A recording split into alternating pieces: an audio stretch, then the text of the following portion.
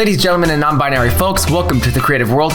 My name is Ryan, and in today's video, I'm going to give you guys a quick and dirty editing breakdown of the following image.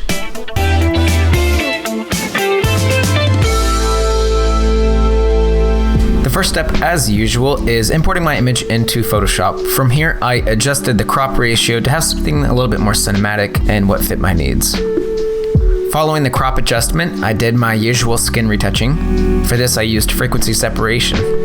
After I was happy with my skin retouching, I then moved on to dodging and burning. I just used two curves layers for this, one that brightens the image and one that darkens, putting an inverted layer mask on both and painting into the areas that I want to brighten and darken. Once I finished dodging and burning and doing skin retouching, I then cut my subject out from the background. I first used the Select Subject tool to get the basic selection, and then I went inside of Select and Mask to refine the selection a little bit more. Next, I moved on to cleaning up the background. I first started by duplicating the background layer, loading up the selection of my subject, and on that duplicated background layer, I used the Content Aware fill to cut my subject out from the background. This way, I have a separate layer of my subject and of the background. Next, I used the Patch tool to clean up my background a little bit further. Once I got a majority of the background distractions, such as the light stands and the wall, removed from my background, I then applied a generous Gaussian blur to the whole entire background.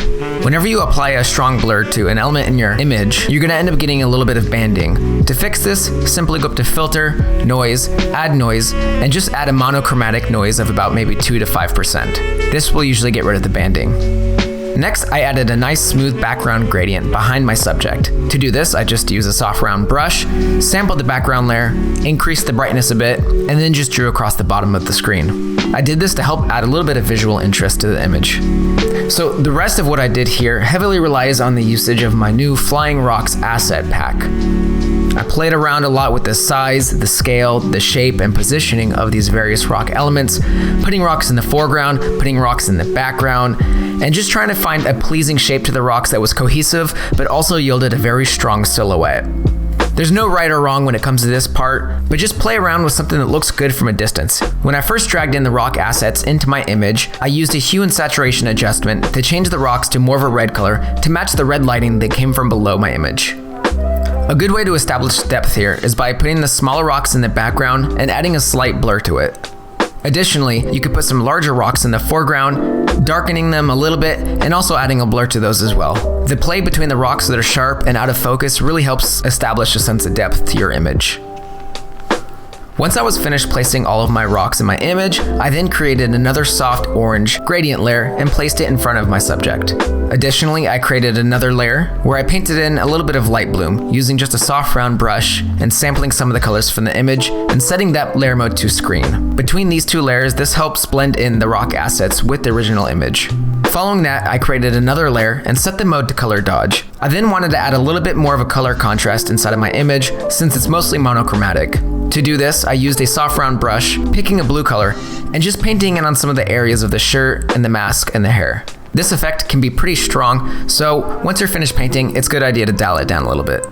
The last steps in this image are the same usual steps that I do in most of my images. I first apply a little bit of sharpening, add a little bit of chromatic aberration, and I then merge all layers into a new layer on top and open it up in Camera Raw. Inside of Camera Raw, I do various adjustments here and there, such as the contrast, the highlights and the shadows, adding a little bit of clarity, and just kind of tweak the colors a little bit to get something more along the lines of what I'm looking for. I also use the gradient tool to add sort of a custom vignette. Lastly, inside of Camera Raw, I added a little bit of film grain to help tie all the elements together. Following the Camera Raw adjustments, I used a plugin called Oniric, which is really good for generating light bloom and light flares. The plugin is absolutely not necessary to do this, it's just really quick and easy to use. A good substitute for this is simply creating a new layer, set it to linear dodge, and use a soft round brush and paint in areas of high brightness. After I added that glowing element, I finalized my image by adding a color lookup table, which helped to make all the colors in my image a bit more cohesive.